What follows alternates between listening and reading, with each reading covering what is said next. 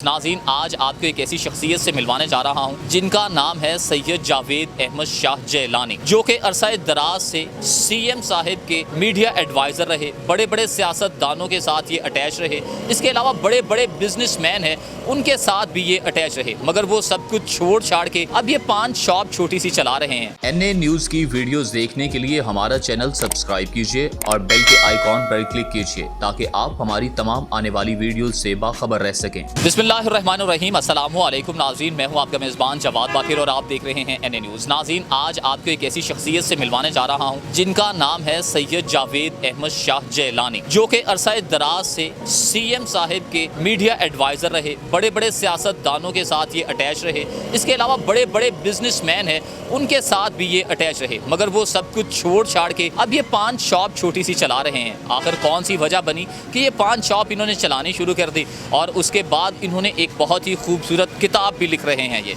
आपको आज इनसे मिलवाते हैं। सैयद जावेद अहमद शाह जैलानी साहब, ये बताइए कि कैसे ये किताब लिखने का ख्याल आया आपके लिए? बस ये किताब का तो ऐसा कि मेरा तो एक्सपीरियंस थोड़ा सा बहुत ज़्यादा हुआ था एक्स्ट्राऑर्डिनरी। मैं मियाँ मंशा के साथ भी मैंने जॉब की हुई थी 17 साल।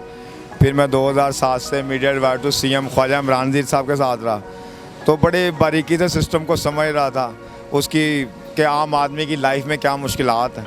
बस मैंने उन्हीं पॉइंट को इसमें उजागर करने की कोशिश की। वो ये कोरोना को कहें आप कि पिछले साल जो कोरोना आया तो दुकानें वगैरह सारी बंद हो गई थी, घर में मैं बैठा हुआ था, तो मैंने कहा अल्लाह ताला ने कोई टाइम ऐसा दिया है कुछ करने के लिए, तो इसे इस्तेमाल कर लिया जाए।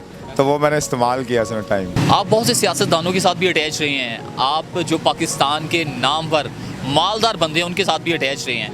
क्या आपने देखा है कि उनमें क्या चीज़ होती है कि वो कभी कभी आम इंसान को इंसान ही नहीं समझते? असल में काफ़ी बड़े लोगों के कॉल आपने पढ़े होंगे, मतलब ये ऑटोमेटिक फार्मूला है कि जब इक़्तिदार, ताकत, इन चीज़ों को संभालना ये किसी के लिए बड़ा नामुमकिन सी बात, क्योंकि मैं खुद इस सारे प्रोसीजर गुजर रही हूँ, तो ये अल्लाह ताला ही है जो बचा सकता है। कि मतलब कि अगर आज मैं आपके सामने खड़ा हुआ इधर पान लगा रहा हूँ, समझे अल्लाह ने बचाया। इंसान तो आपको पता है फिर जैसा है, वो तो शैतान का बच्चा सीटी मारे तो उसके पीछे भाग पड़ता है, तो ये अल्लाह ताला ही सिलेक्ट करता है बंदों को। तो वो आ जाता है तकब्बर, गुरूर आ जाता है, शैतान डी ट्रैक कर लेता है, जो कि शैतान को हम बड़ा इजी लेते हैं, जबकि शैतान तो वो जिसने हमारे माँ बाप को जन्नत से निकलवा दिया, अम्मा और हवा को।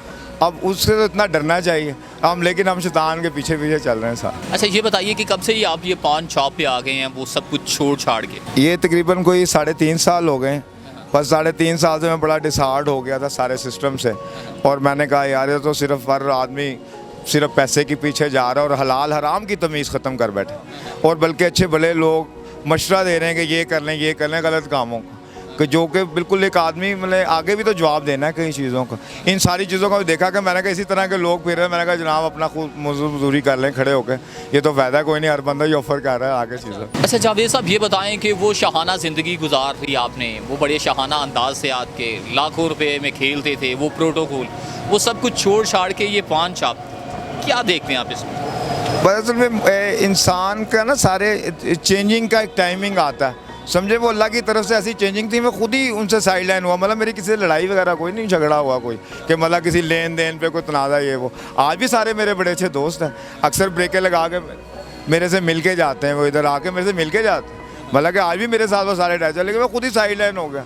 मतलब वो सिस्टम ही ऐसा बना हुआ, अब क्या बातें करें, हम खुद इस सिस्टम का हिस्सा रहे हैं सारे।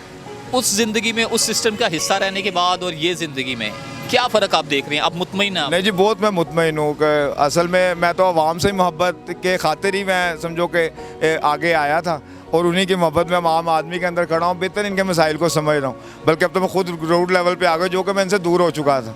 अब तो मैं इनके तो साथ टच ही नहीं था, मैं बड़े कम लोगों के साथ टच रहता था। अब तो मैं 3 साल से गुज़श्ता बिल्कुल रूट लेवल से टच हूँ। अब तो इनके और मसाइल समझे, वो मसाइल समझो तो किताब लिखने में मजबूर कर दिया। सब बातें हो गई हैं कि रूट लेवल पर आपने समझा तमाम चीज़ों को, ये मूँछों का स्टाइल और ये बड़ी बड़ी सी जुल्फ़ें, खूबसूरत जुल्फ़ें संवारते हैं, कितना टाइम लगाते हैं इस पर? तकरीबन आजकल तो आप कह लें कि आधा घंटा लग गया था, चूँकि उसको प्रॉपर इतनी बड़ी हो गई।